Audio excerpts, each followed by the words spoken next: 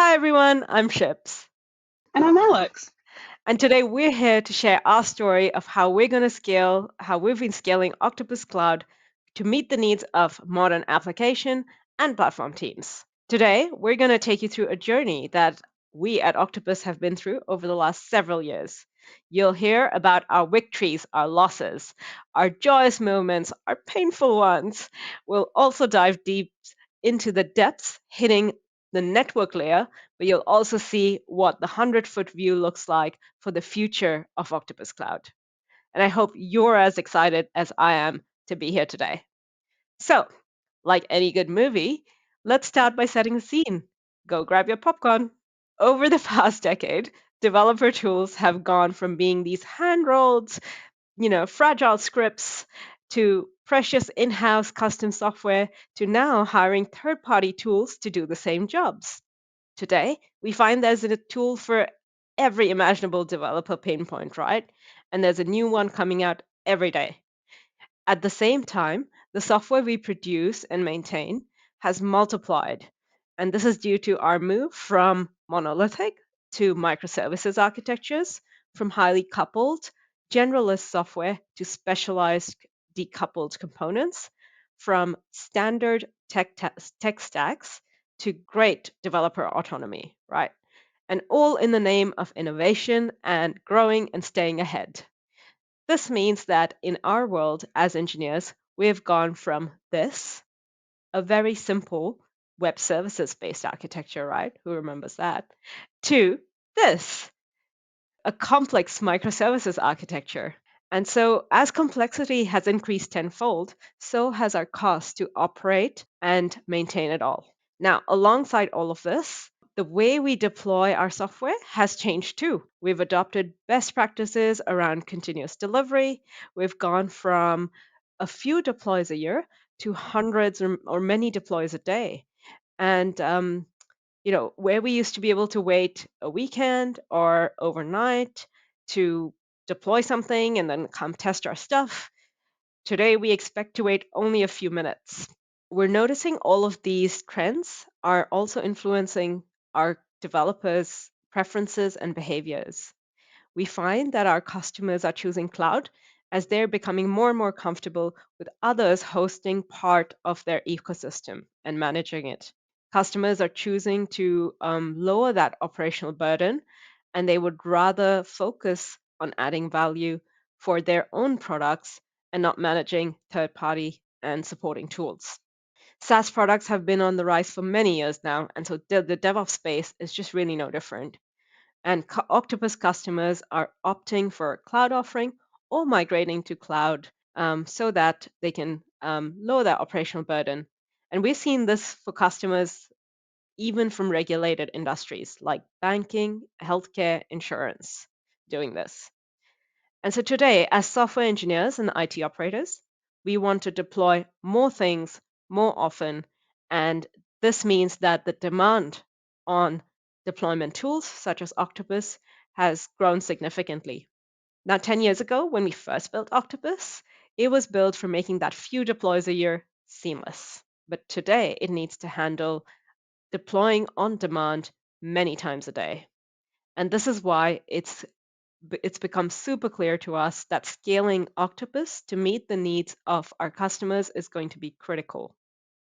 Over the last few years, we've invested a lot in our cloud offering and continuing to double down on that investment going forward. We have a team of highly experienced engineers and skilled engineers supporting Octopus and continuously improving it.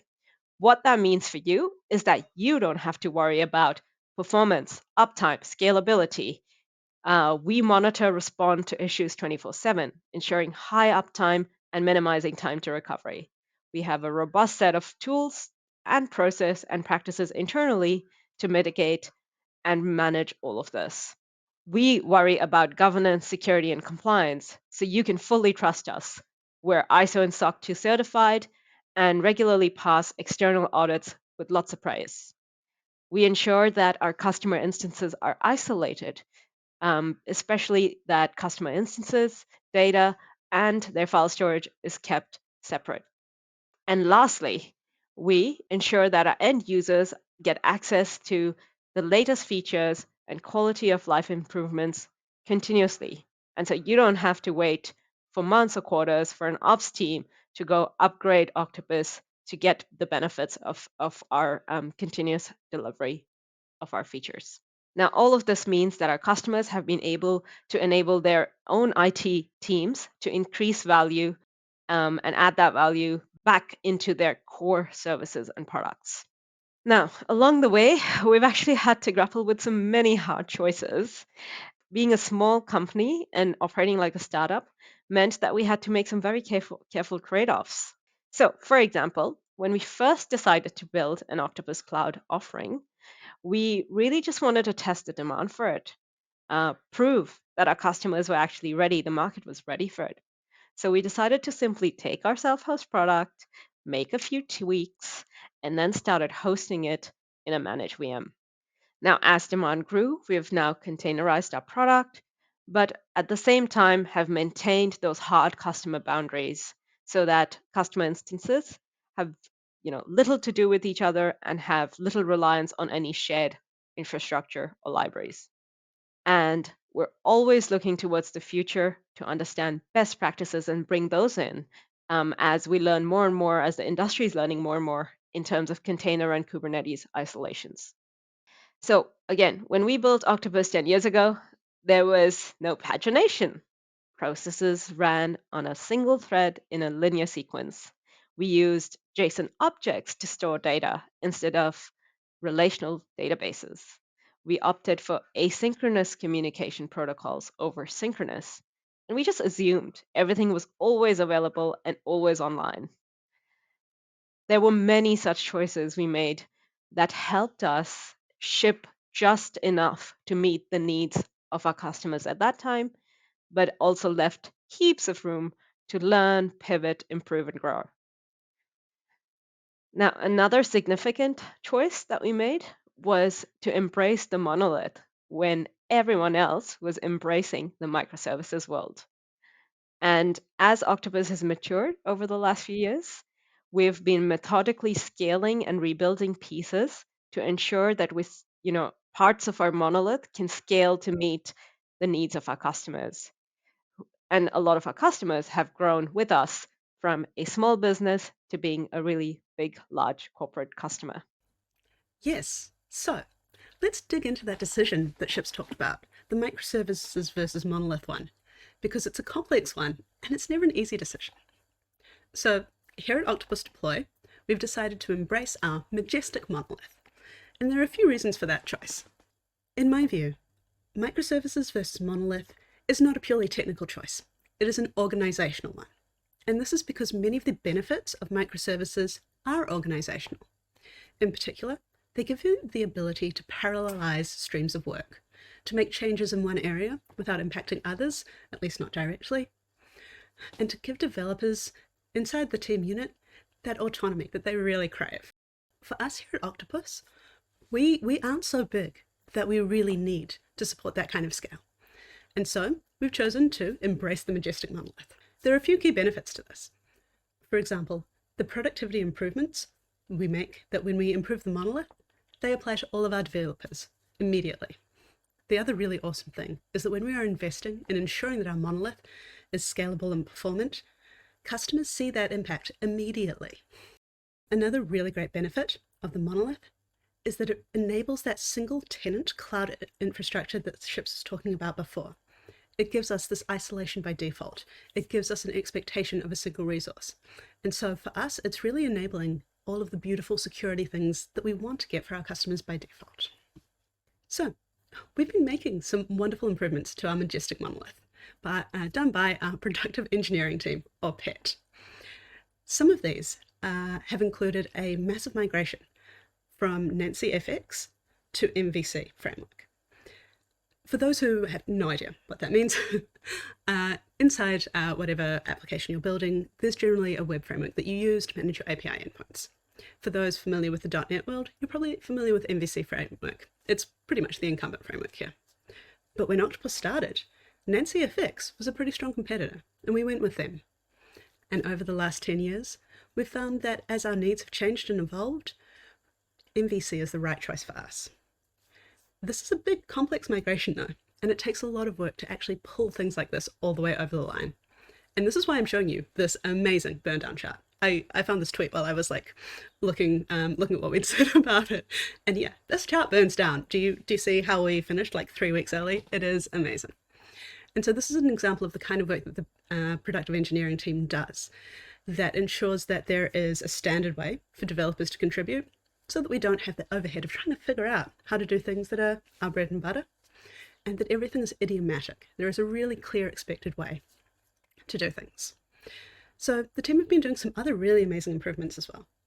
They're currently focused on our persistence layer. A while back, we built this full table cache, basically. It allowed us to query against a decently sized data set in a case where we didn't necessarily care about how fresh the data was. We made it super easy to use, and unfortunately we found that sometimes we were using it by default in places where it was actually hurting our performance instead of improving it. This is another example of work that doesn't really tie beautifully to a particular feature that our productive engineering team were able to knock out of the park and get those really great performance improvements in your hands quickly. Still in the persistence layer, you may all have heard of Nevermore. There is a wonderful blog post. It is a great story. I highly recommend you read it, written by Paul, our CEO. We initially started out with a document database, as Ships referred to, those JSON objects, that allowed us to prototype quickly without really having to tie ourselves to things like database migrations. Over time, we found that we do need more of the structure of the relational database. But in between there, we have written our own ORM. And ORM stands for Object Relational Mapper. What it really means is it's the bit of software that sits inside your application that helps translate the data in the database into the models for your application and helps your application understand how to communicate with the database. So we built one called Nevermore, and we have found that similar to the NetCFX migration, we want to move into the incumbent one, Entity Framework, which is developed by Microsoft, much like MVC. And so we've started dipping our toes in that water. I, for one, am very excited about it. And as part of this work to also improve our database, we're looking at normalizing out some of those tables that are currently treated like a document store to give us all of the goodness and good constraints of relational databases. Work like this takes a huge team. And so I wanted to show you this kind of adorable slide with these nicknames, because at Octopus, we think it's really important that we acknowledge some of this work that might go unseen, that might be seen as unglamorous. And so we always make sure that we are shouting out our amazing people who are doing this important stuff. We have also been working very hard on some more customer-facing improvements. You'll hear a little bit more about this work from Paul Grady later on. So let me just touch on a few of the fantastic improvements that we made. We've historically only had a REST-style API. A REST-style API is essentially modeled around a particular object and operations on that object. And we did this for a few reasons, but primarily because we wanted to make sure that we were investing in a great API experience for us internally developing our front end against this API, and for you as customers being able to use this API. It's a must in a developer tool.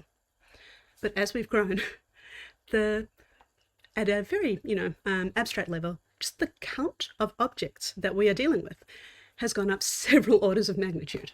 And we're finding that that REST API just isn't really serving our needs. So we have been making a BFF API. I am skipping ahead a little bit, apologies. So what I'm playing for you now is this wonderful video that someone in our team did to show some of the benefits that we have gotten from moving to BFF. Despite what you might think, BFF does not stand for Best Friends Forever. It stands for Backends for Frontends.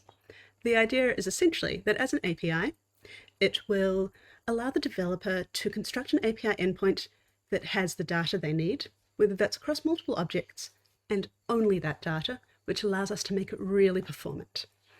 And so using this BFF, we are seeing these wonderful improvements.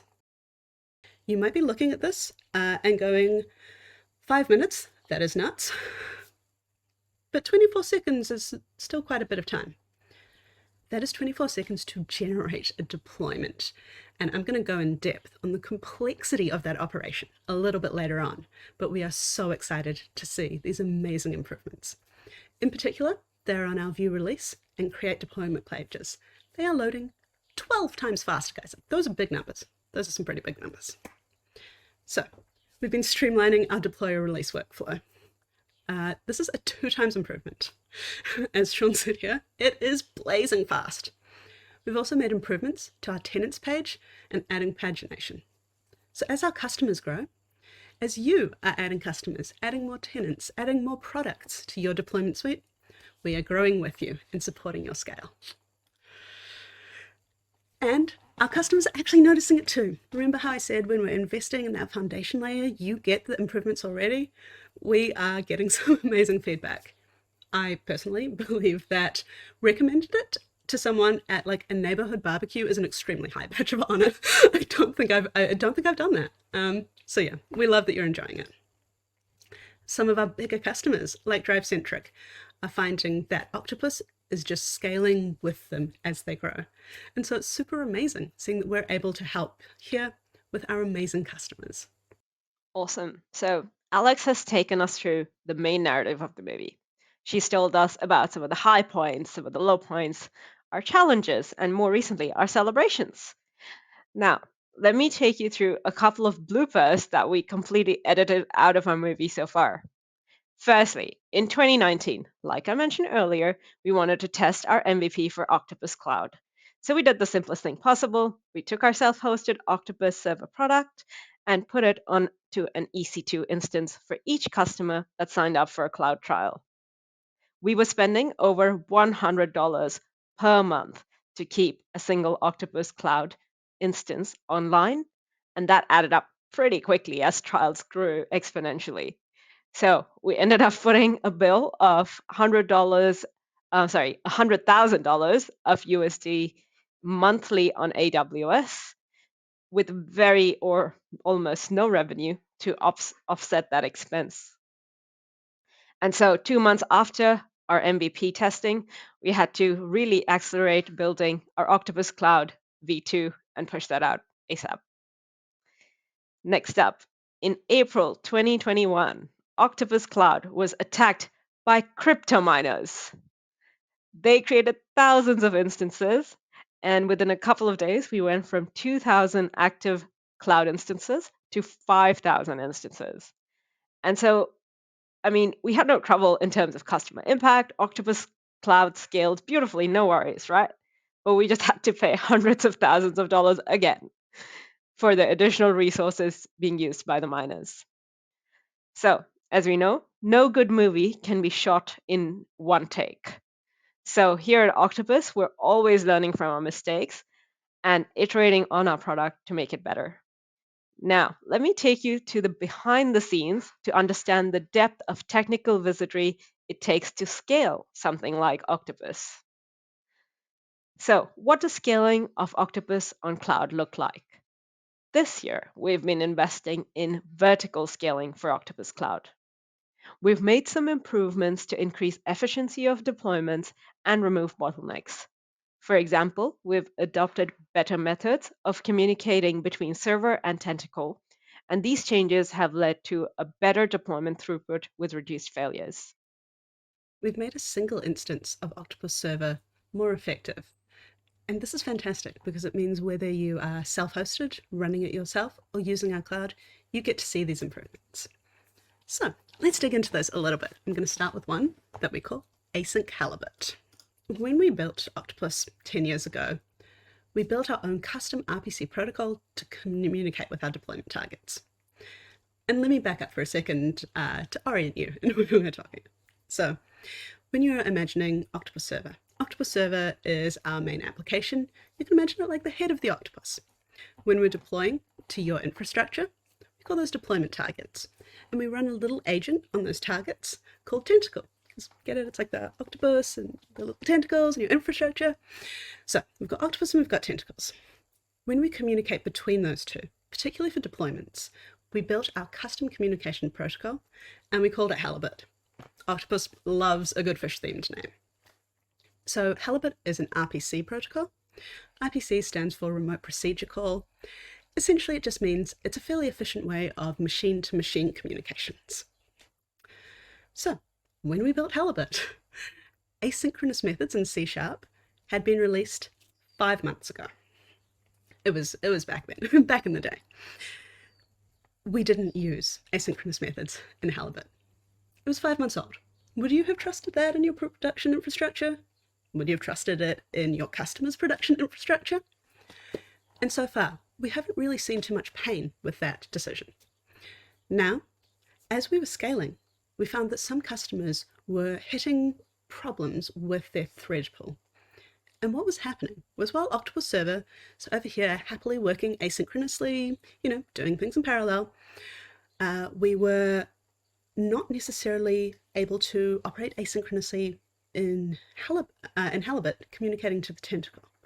And so this meant that Halibut would block the threads. And if we had too many going on, we might end up with thread pool exhaustion, which, just take it from me, it's a bad thing. We don't want to do that. So to fix this, we have moved to async. And I suspect a lot of you right now are thinking, what about the performance improvements? One of the benefits of asynchronous programming is that it just allows you to do more things while you're waiting for little things. The thing is, in the Octopus server world, the operations we're doing, communicating with the tentacle, network calls, these tend to be orders of magnitude longer than any sort of benefits that we gain from slightly higher CPU utilization. And so we don't necessarily expect things to complete more quickly, because you're not even going to notice the difference on top of all the network calls we're doing, but it will be more effective, and importantly, it's going to be more robust. And we are now using it in production. So that is pretty exciting. We have also been kicking ass, if I do say so myself, in our improvements around our reliability. Network instability is a fact of life. So while many of our customers run in cloud environments, and we have some sort of, guarantees around the stability of those environments, a lot of our customers are actually deploying to real-world devices. So that might be things like medical devices, portable devices used in hospitality, or even car washes. So the network constraints in those operating environments means that we can't count on high bandwidth or good connectivity. But it's important to us, and it's important to you, that Octopus still performs well over those conditions, and it's still able to robustly communicate with these remote targets. So another thing that we've done to our tentacle and server communications in Halibut is that we have added network retries. And it's not quite as simple as, just adding if the network call failed, try again. There's a little bit more complexity in here. We've done this down in our custom communication protocol in Halibut at that layer, where we identify and detect network issues, and those we retry. We have a default 2.5-minute period over which we will retry, and a lot of the times we do see that those network errors resolve themselves. For other errors that aren't communication ones, we continue to pass those on up to the application to handle as usual. So this sort of retry at the network level gives us so much more robustness, and the best part is it is super configurable. So you can already use this. You can turn it on if you want. You can configure it to work the way that you want. We've seen some amazing stats with this. 7 days, 150 deployments that would have otherwise failed. We are loving the impact of this, and it's been a wonderful success. And the one thing to note is that when we are retrying network calls, we had to make tentacle idempotent. And all that really means, fancy words to say, if we, ran an operation twice, for example, we retried a call and maybe accidentally ran it twice, idempotency means that it won't change the outcome. It won't do it twice. The outcome will be the same. So because we had to change tentacle, the little guy that lives over on your infrastructure, to get the real benefit of this, you need to update tentacle. So go on ahead to update tentacle to take advantage of the shiny new reliability features. While we're here, while we're thinking about retries, we have also improved our step execution by adding retries. The cause of failures in step execution is quite different from tentacle. It's not so much network related, it's actually often a human error, and it's very transient. And so what we've done is we've added an automatic retry and we've added timeouts so that we can fail a little bit faster and then hopefully retry and succeed.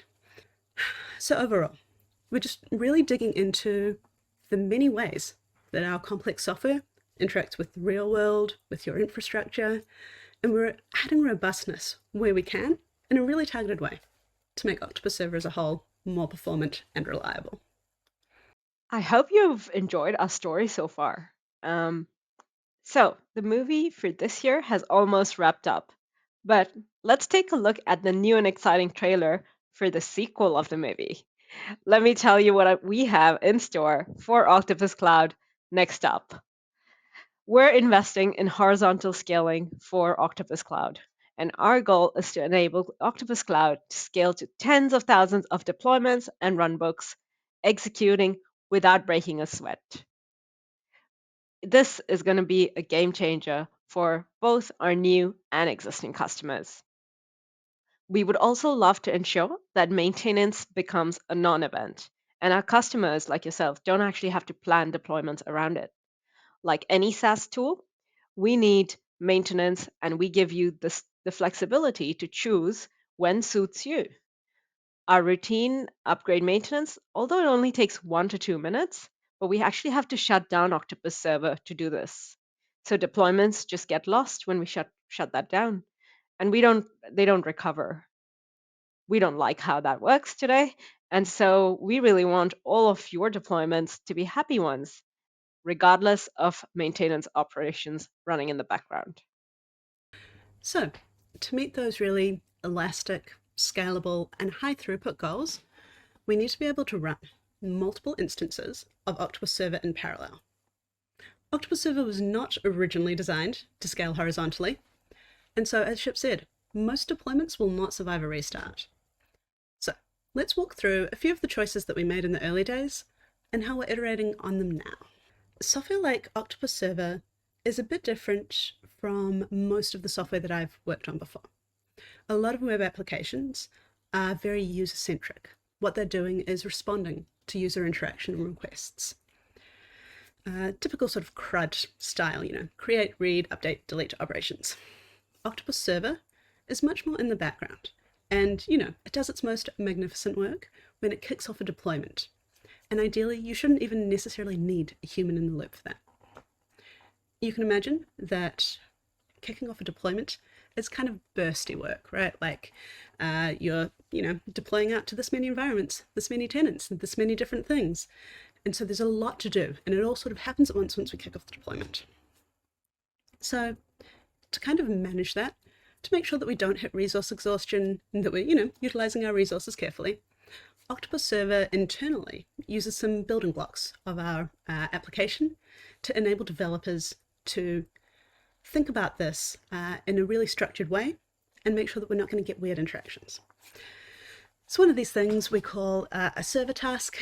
That's really just a name for a wrapper for an arbitrary bit of work that Octopus Server might do. And that bit of work might be something like downloading a package.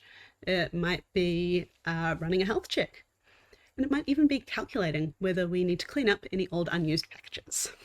So we wrap it all up in the server task abstraction, which makes it easy for our devs to reason about how that arbitrary work is going to be executed, how it's going to be queued, and how we're going to control how many things we're trying to do at once.